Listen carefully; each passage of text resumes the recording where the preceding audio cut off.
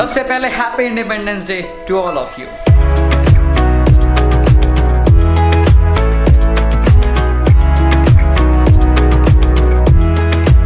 Hello नमस्कार, खुशामदीद, welcome back to channel everyone. आज का ब्लॉग कुछ अलग होने वाला है। जैसा कि मैंने पिछले वीडियो में बताया कि मेरे ये वाला जो एरिया है यहाँ पे कुछ पेन हो रहा है, उस बारे में आज डिटेल में बात करेंगे। इस वीडियो को एंटरटेनमेंट से ज़्यादा इन्फॉर्मेटिव ब्लॉग समझ के देखिएगा और पूरा देखने की कोशिश करिएगा, क्योंकि शायद कहीं ना कहीं हो सकता है ये आपके काम भी आ जाए। बात यह है, पिछले कुछ दिनों से मेरे पेन हो रहा है यहाँ पे।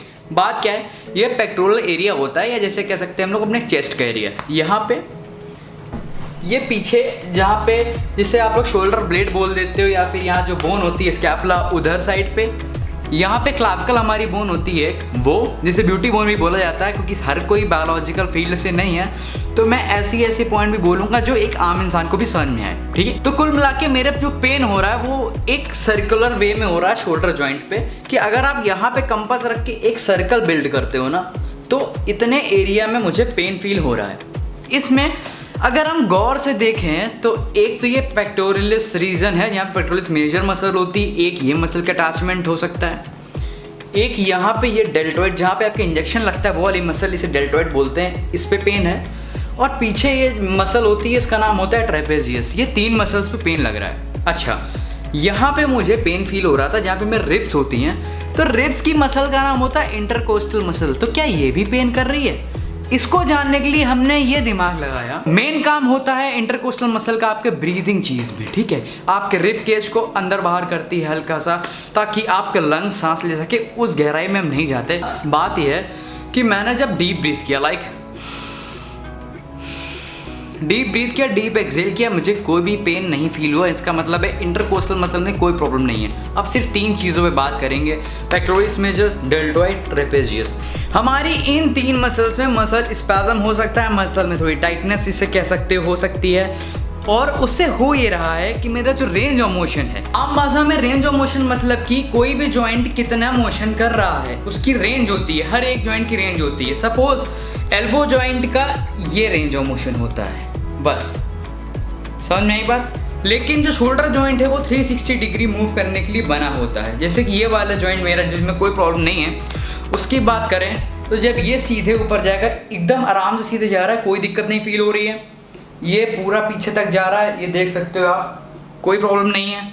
ये पूरा जा रहा है, कोई दिक्कत नहीं है। और अगर पीछे हम ले जाते हैं, ये देखिए, ये हाथ पूरा यहाँ तक जा रहा है, तो इसमें भी कोई प्रॉब्लम नहीं है। पर अगर हम बात करते हैं राइट वाले की, तो आपको रेंज ऑफ मोशन चेक करना होता है। मतलब अगर आपका हाथ सही से जा रहा है नहीं जा रहा है। पहला, ये वाला हाथ के एल्बो से आपको पता चलेगा, ये एल्बो यहाँ तक जा रहा है और ये हाथ पीछे यहाँ तक, यानी कि ये शोल्डर का ये मोशन हो रहा है। ये देखिए, ये पीछे नहीं जा रहा, यानी कि ये वाला जो एंगल है ये भी रेस्ट्रिक्ट कर रहा है। ऊपर ले जाने में, इसके आगे जब जाते हैं तो मुझे यहाँ पे ट्राइसेप्स के साइड पे थोड़ा पेन फील हो रहा है। ठीक है, जब हम ये हाथ पीछे ले जा रहे हैं, ये वाला हाथ पूरा यहाँ तक जा रहा था, ये वाला, ये पूरा रेंज ऑफ मोशन, इसका रेंज रेस्ट्रिक्ट है। और सबसे आसान से जो आप देख सकते हो, ये मेरा लेफ्ट हैंड जो कि पूरा यहाँ तक जा रहा है, लेकिन जो मेरा राइट हैंड है जिसमें प्रॉब्लम है वो ये है, इसके ऊपर नहीं जा रहा। तो ये रेंज ऑफ मोशन रेस्ट्रिक्ट है। यही रेंज ऑफ मोशन रेस्ट्रिक्ट होती है अगर कोई फ्रोजन शोल्डर का पेशेंट होता है, लेकिन वो फ्रोजन शोल्डर सडन ऑनसेट पे कभी भी नहीं होता। एकदम से फ्रोजन शोल्डर नहीं, धीरे धीरे उसमें प्रॉब्लम्स होती है। लेकिन जो मेरी चीज़ है वो एकदम से हुई है। मतलब कि मुझे एक दिन पहले तक कोई प्रॉब्लम नहीं थी, एकदम से हुआ है कि मैंने एक स्टुपिडिटी कर दी थी। कुछ दिन पहले मैंने एक वेट को उठा लिया था, जिसकी वजह से एक कैच आ गया। बात क्या है कि अगर आप अपने बायोमैकेनिक्स यानी कि काइनेमैटिक जो भी आप कह सकते हो, कुल मिला के जिस तरीके से हमारे जॉइंट्स मूव करते हैं या वर्क करते हैं, उस तरीके से ना करके किसी गलत तरीके से कर लें और एक्सेस वेट अगर डाल देते हैं तो इन टाइप की चीज़ें होती हैं। मसल स्पाज़म, लिगामेंट टियर, ये सब चीज़ें हो जाती हैं। तो इनको सही करने के लिए क्या, कोई मेडिसिन नहीं बनी। अगर आप पेन किलर लेते हो तो जब तक पेन किलर का असर रहेगा तब आपको पेन फील नहीं होगा, लेकिन उसके बाद ये कोई रिजल्ट नहीं देता। इसीलिए आज मैं अपने आप को खुद ट्रीट करूंगा। मैंने पहले कई सारे पेशेंट्स को ट्रीट किया है, बट मैंने खुद को कभी भी नहीं ट्रीट किया। तो आज मैं ट्रीट करूंगा, आपको दिखाऊं कैसे क्या होता है। तो लेट्स गेट स्टार्ट। तो जब भी कभी भी मसल स्पैज़म हो या कोई ऐसी प्रॉब्लम हो तो सबसे पहली जो हमारी अप्रोच होती है वो ये कि उसको हीट प्रोवाइड करना। हीट से क्या होता है, अगर स्वेलिंग होती है तो कम होती है, अगर मसल स्पैज़म होती है, मसल टाइट होती है तो कम होती है। दूसरी चीज़ होती है उस चीज़ को या उस जॉइंट को मोबिलाइज करना, और तीसरा उसको स्ट्रेच करना। बस ये 3 चीज़ें अगर सही से करी जाए तो बहुत बहुत बड़ी रिकवरी होती है। अब अगर हम बात करें फिजियोथेरेपी के टर्म्स में तो हम उसको डायथर्मी एक चीज़ होती है, शॉर्ट वेव डायथर्मी, उसके थ्रू हीट मोडालिटी है। मतलब कि वो एक ऐसी मशीन है जो कि करंट के थ्रू, और उसकी कई सारी मैकेनिज्म्स होती हैं, उसके बारे में बात यहाँ नहीं करूँगा। वो हीट प्रोवाइड करती है जहाँ पे आपको चाहिए होता है, पहला। और एक मोडालिटी है IR लैम्प, यानी कि इंफ्रारेड लाइट के थ्रू वो हीट प्रोवाइड करते हैं आपके स्पेसिफिक चीज़ को जहाँ को आपको ट्रीट करना है, और उसकी रिकवरी देखने को मिलती है। तीसरी चीज़ हमारे पास ये है कि हॉट पैक्स, यानी कि अगर नॉर्मल कोई इंसान है, उसे कोई प्रॉब्लम हो रही है, उसको हीट देना तो क्या करेगा, गर्म पानी की पट्टी करके लगा देगा, हीट वो भी देगा। ठीक है, मेरे पास डायथर्मी की मशीन तो नहीं है और मैं कहीं जा भी नहीं सकता इस कोरोना पीरियड में अपने ट्रीटमेंट के लिए। What I have is IR lamp. IR lamp, ये लैम्प को IR लैम्प कहते हैं। मेन चीज़ ये है कि जो सोर्स ऑफ हीट है वो इंफ्रारेड लाइट है। ठीक है, तो जब इंफ्रारेड लाइट हम किसी जॉइंट को ट्रीट करते हैं तो वो एक हीटिंग सेंसेशंस देता है, और उस हीट की वजह से मसल स्पैज़म सही होता है, रिकवरी होती है, स्वेलिंग होती है तो वो कम होती है। और सबसे बड़ी बात, जब IR से हम किसी भी जॉइंट को या किसी भी मसल को या किसी भी डिफॉर्मिटी को ट्रीट करते हैं तो उसकी रिकवरी का रेट थोड़ा बढ़ जाता है। ठीक है, एक कॉमन सा सवाल सबके दिमाग में ये आता है कि यार कुल मिलाकर तो हमें चीज़ को हीट ही तो देनी है, तो फिजियोथेरेपी की मोडालिटीज़ जो हैं उनको इतना महत्व क्यों दिया जाता है, लाइक डायथर्मी, इंफ्रारेड लैम्प, ये सब चीज़ें। आप हीट तो यार गर्म पानी से पी सकते हो। तो इसका आंसर सिंपल भाषा में और आसान भाषा में मैं अगर आपको दूं तो वो ये है कि सपोज मोमोज की बात कर लो। ठीक है, ये थोड़ा फनी लगेगा पर ये एग्जाम्पल देने के लिए बेस्ट है। गर्म तेल से भी हीट दे रहे हैं और स्टीम, जो वाटर की स्टीम है उससे भी हीट दे रहे हैं। दोनों चीज़ें हीट दे रही हैं, दोनों चीज़ें पक रही हैं, लेकिन उसको उसके साथ उसे कुकिंग करने के बाद जो रिजल्ट्स हैं वो दोनों अलग अलग हैं। इसमें मेन फैक्टर क्या था, सोर्स ऑफ हीट, ऑयल की हीट या वाटर वेपर की हीट। सेम चीज़ यहाँ पे भी है, आप गर्म पानी से हीट दे रहे हो, इंफ्रारेड लैम्प से हीट दे रहे हो या डायथर्मी से हीट दे रहे हो। ठीक है, तो पहली चीज़ हो गई कि हमको एक हीटिंग मोडालिटी लगानी है अपने मसल्स को स्ट्रेस कम करने के लिए, स्पैज़म कम करने के लिए बेसिकली।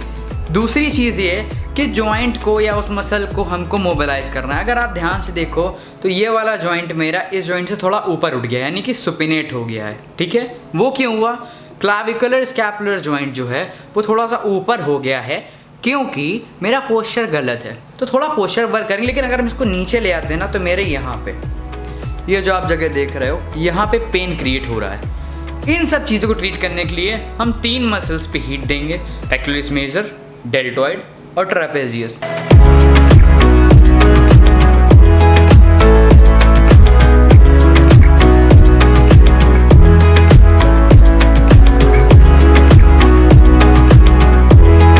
ओके, तो एज यू सीन मैंने जो है थेरेपी ली है IR लैम्प से, इंफ्रारेड रेडिएशन लिया हीट के सोर्स के लिए। ओके, तो मैंने क्या किया, 5 मिनट उसको मैंने पेक्टोरलिस मेजर पे लिया, 5 मिनट डेल्टॉइड पे लिया, 5 मिनट ट्रेपेजियस को हमने हीट दिया ताकि मसल स्पैज़म अगर है तो कम हो जाए।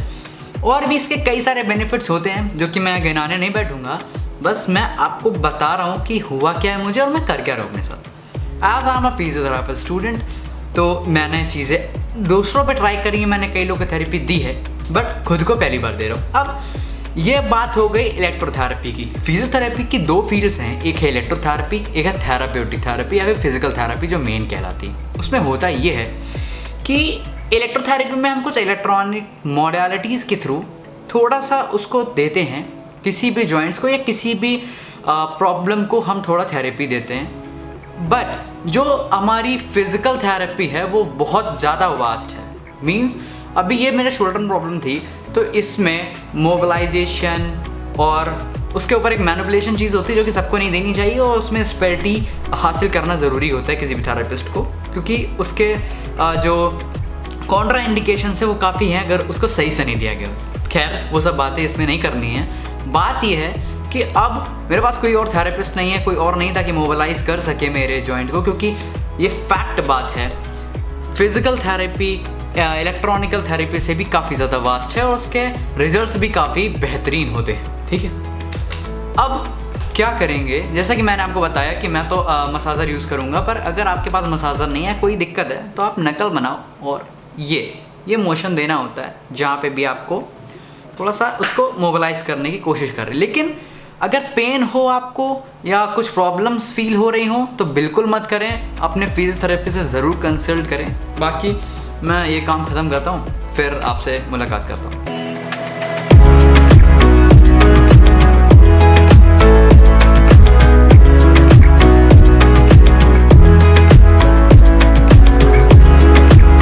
Done with massager 2। मेन बात मैं एक बताना चाहता हूँ कि मोबिलाइजेशन और मसाजर करने में ज़मीन आसमान का अंतर है। वो ये है क्योंकि जब भी हम मोबिलाइज करते हैं तो हम किसी जॉइंट के को मोशन देते हैं। ठीक है, सपोज़ यहाँ पे एक ये बोन आ रही है, एक ये, तो जब इन दोनों के बीच को, इन दोनों में मूवमेंट कराएंगे वो मोबिलाइजेशन होता है। और मसाजर में क्या होता है, जब हम मसाज देते हैं तो बस उस मसल के स्पैज़म को दूर करने के लिए उसको मोशन देते हैं। ठीक है, तो जब भी अगर आप मसाजर भी करें या आप नकल के थ्रू भी उसको रब करें तो ये चीज़ याद रखें कि जैसे कि सपोज़ यहाँ पे ये बोन है, ठीक है, तो कभी भी बोन के ऊपर गलती से भी नहीं देना, बोन से हटकर ही देना। जहाँ पे मसल है सिर्फ वहीं मसाजर करना चाहिए, बोन पे कभी नहीं करना है। ठीक है, तो इलेक्ट्रोथेरेपी डन, थोड़ी बहुत फिजिकल थेरेपी डन। अब इसका क्या रिजल्ट आता है वो मैं आपको अभी तुरंत शो करने वाला हूँ। ठीक है, तो देखो, तो कैसे चेक करते हैं। अगर हमने कुछ थेरेपी इतनी देर में लिया तो कुछ रेंज ऑफ मोशन में अंतर आया होगा कि नहीं आया होगा। चलो पहले बात करते हैं, ये वाला जो हैंड है हमारा लेफ्ट हैंड, जो कि बिल्कुल ठीक था। देखो ये हाथ है, ये यहाँ तक जा रहा है। ठीक है, ये राइट हैंड है जो अफेक्टेड था, जिसको अभी हमने ट्रीट किया, बेटर है पहले से। ये अगर मेरे नोज़ के सीध में देखो आप तो इसका एल्बो थोड़ा सा इस तरफ है, पहले ये इधर था, अब ये यहाँ तक जा रहा है, मुझे पेन भी नहीं फील हो रहा। ठीक है, दूसरा एक हमने ये करा के देखा था, कंपेयर करो खुद, बहुत आराम से जा रहा है, सच बता रहा हूँ बहुत आराम से जा रहा है। ठीक है, और जो मेजर डिफरेंस आपको पता चलेगा एक चीज़ देख के, अगर मैं सीधा खड़ा होता हूँ तो पहले काफ़ी ऊपर था। ठीक है, आप पीछे करके देख सकते हो, पहले काफ़ी ऊपर था, अब ये लगभग ठीक अलाइनमेंट में आ गया है। और दूसरी मेन चीज़, ये मेरा जो लेफ्ट हैंड था वो यहाँ तक इस शोल्डर ब्लेड तक जा रहा था, ये देखिए। ठीक है, ये वाला नहीं जा रहा था। अब राइट को हमने ट्रीट किया, ये यहाँ तक जा रहा है, यानी कि ये थोड़ा इस तरफ आ रहा है, मतलब शोल्डर का ये वाला भी रेंज ऑफ मोशन थोड़ा सा खुल गया है। तो ऐसे ऐसे ट्रीट होता है धीरे धीरे, और हर एक प्रॉब्लम का अलग ट्रीटमेंट होता है। कहीं भी आपको प्रॉब्लम हो तो हर जगह एक ही चीज़ नहीं करनी होती है, और खुद जिसे हिंदी में कहते हैं खुद काका नहीं बनना चाहिए हर चीज़ का। ठीक है, अब मैंने सब अपने ऊपर इसलिए किया क्योंकि मेरा बैकग्राउंड है, मुझे थोड़ी बहुत नॉलेज है और मैं ये चीज़ करता रहता हूँ, ये मेरा प्रोफेशन है काइंड ऑफ, तो मैंने ये किया।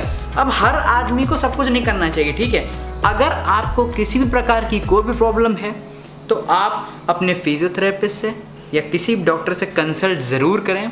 दूसरी चीज़, हर चीज़ के डॉक्टर खुद कभी ना बने, क्योंकि आप जाएंगे उसको ट्रीट करने और आप उसको बिल्कुल और गुड़गोबर कर देंगे। ठीक है ना, बिल्कुल हिंदी में बता रहा हूँ। तीसरी चीज़, आपको आपके जान पहचान है, आपके घर वालों में किसी को भी किसी प्रकार का फिजिकल ट्रीटमेंट असिस्टेंस चाहिए तो या जो भी दिक्कत हो आप कमेंट में कर दो, मैं उसका आंसर ज़रूर दूंगा। ज़रूरत पड़ेगी तो जो एक्सपीरियंस फिजियोथेरेपिस्ट हैं, जो मेरे सर लोग हैं, टीचर्स हैं, उनसे पूछ के मैं आपको बताऊँगा। पर अगर आपको कोई प्रॉब्लम हो तो कमेंट आप ज़रूर कर सकते हो, ज़रूर उसका रिप्लाई दूंगा। बाकी अब हम लोग मिलते हैं अपने आने वाले वीडियो में। खुद का ख्याल रखो, दूसरा ख्याल रखो, make life beautiful and live healthiest version of yourself. Signing off.